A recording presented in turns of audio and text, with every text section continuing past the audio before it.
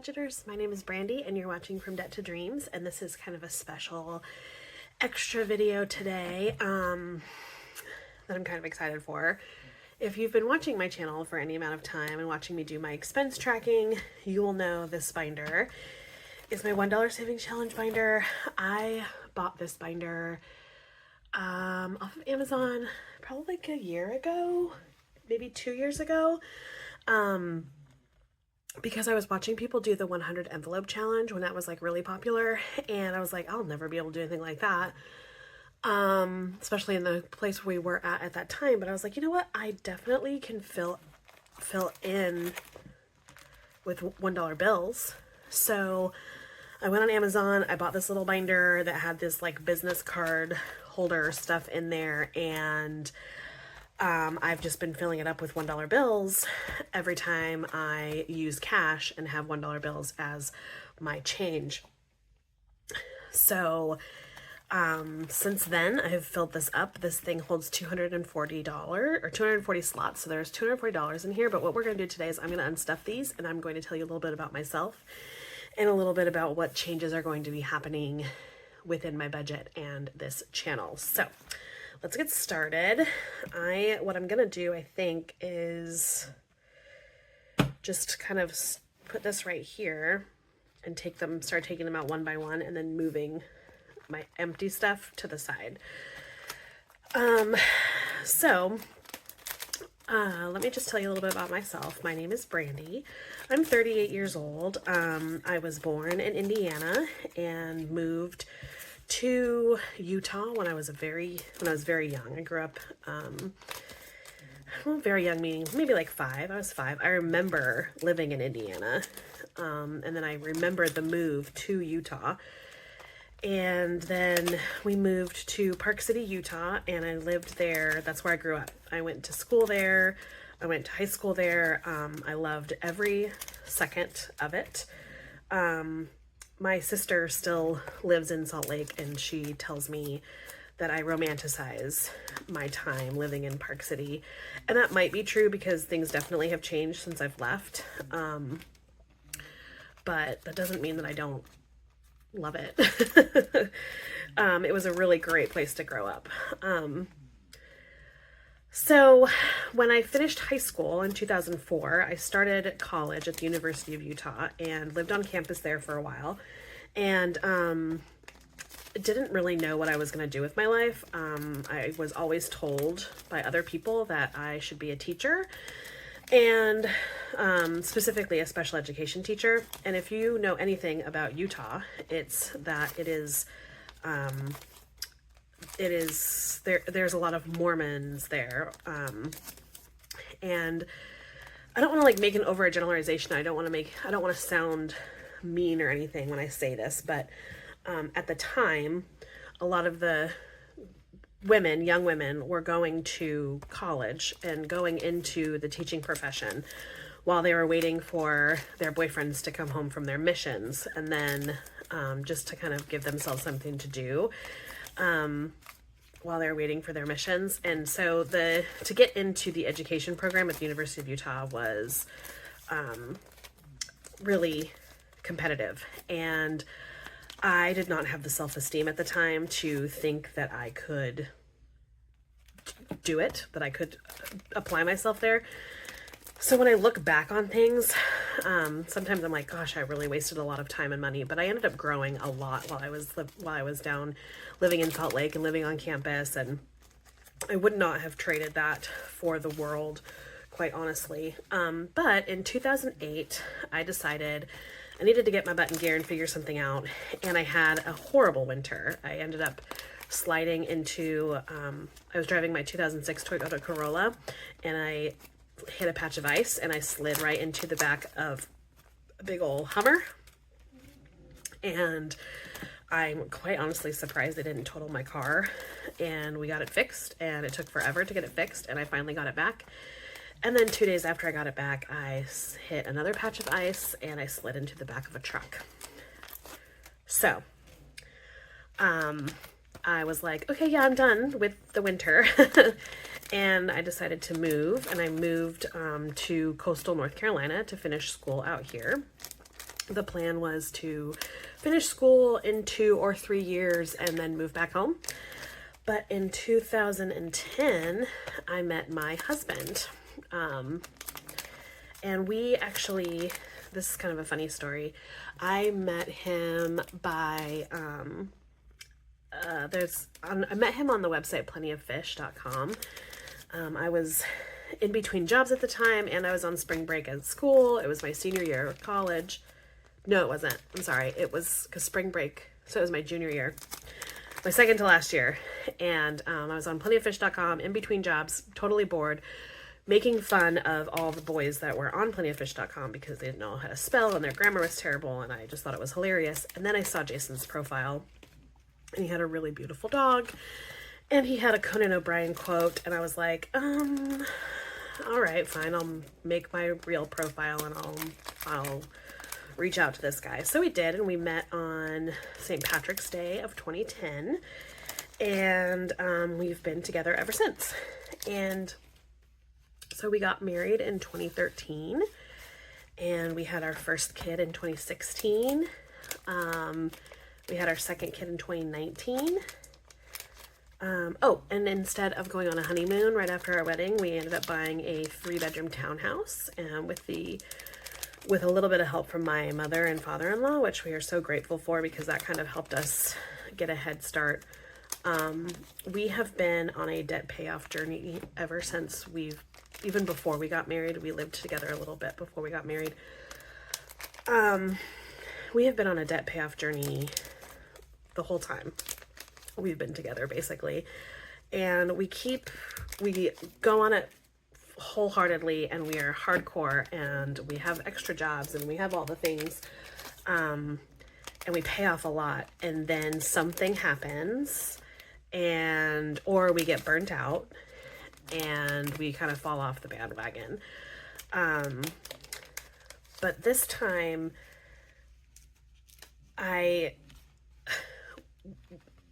what's happening now is my kids want to participate in extracurriculars, and we don't have the money to do that. We didn't have any room in our budget for us to do that. So I told Jason, I was like, we really need to do something about this. So let's get out of debt. And one way I'm going to do it is I'm going to start a YouTube channel to get myself motivated and, hold myself accountable. In the past, I have had an Instagram account, and that was really fun to keep up with for a while, but then I just was like upset that I wasn't keeping up with the Joneses or whatever, and all these other people on Instagram were paying off debt way faster than I ever could. And so it was just really disappointing sometimes. So here we are. I'm finally at a space where I know I just need to do things at my own pace. And I need to do things the way that I know to do them. And so when we first got married, we took the Financial Peace University class that's offered, by Dave Ramsey and his team. And we were gung-ho on the Dave Ramsey baby step plan for a while. And there have been times when I have deviated from that plan. Obviously, we have a house, so we did not get out of debt fully like Dave Ramsey says to do before we ended up buying our house. And so, and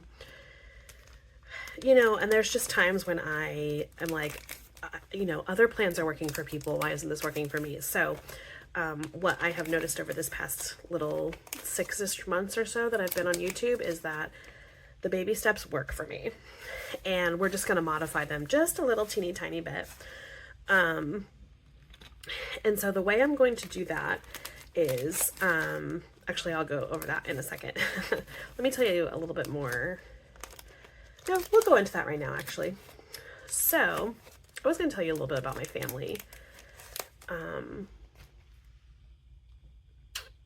But as I keep talking, I'm just going to do this as naturally as I can. Okay. So let's talk about our finances a little bit. So we are in a bit of a mess. This mess is something that has been going on for a while, and I'm just kind of tired of it. So at this rate, where we're at sitting right now today, we have 11 accounts that we have to pay every single month. That includes our mortgage. And we also need to get some repairs done on our van. We have a 2006 Toyota Sienna, and the van, it's a great van, and we love it, and we need it to last for at least another 4 or 5 years. And so we had to replace its engine last year, and that's one of the reasons, one of the debt accounts we're paying off now. We had to get a loan in order to replace that engine. And then also now there's something going on with like the alignment or whatever, and so we have to fix that. And we have zero money in our savings account. I have $400 in my savings account right now, which and the way our money sits right now, there's very little room in our budget. Now, could there be room for improvement?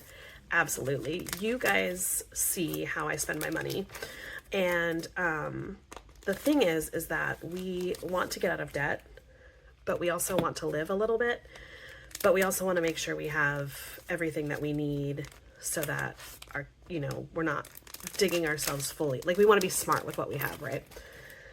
So we don't really deprive ourselves of things like we probably could, but at this moment in time we're not, and that might change in the future. But so let me tell you about what we've got going on right now.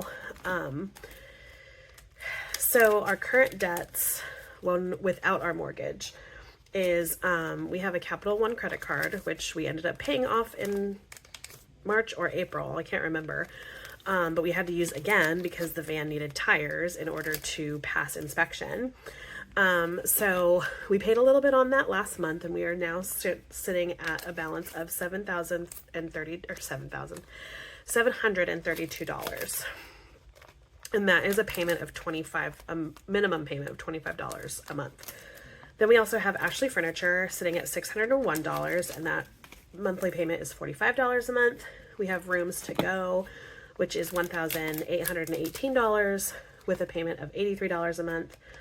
Our Visa credit card is sitting at $4,608 with a $95 minimum payment. We have our personal loan, which was to replace our engine, at $4,608. Nope, I'm reading my notes wrong. The personal loan is $5,518, and the payment for that is $258 a month. We have a Citibank credit card, which we were using for emergencies, sitting at $16,214, and our minimum monthly payment is $430.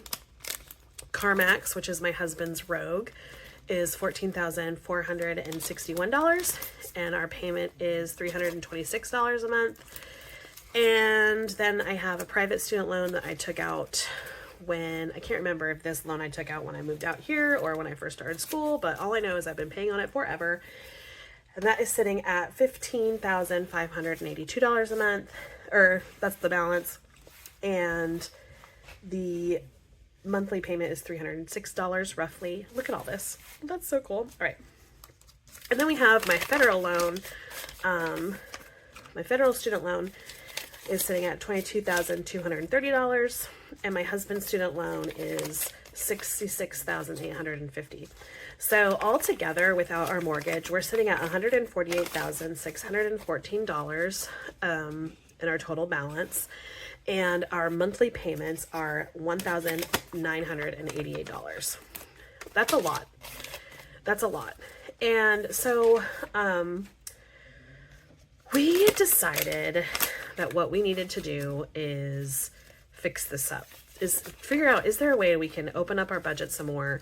What can we do to get more income? We have discussed all kinds of things. Now, in the past, I have not been shy about getting a second job. I have worked I've worked at Firehouse Subs. I delivered pizza for Pizza Hut for a long time. My husband worked at a gaming store.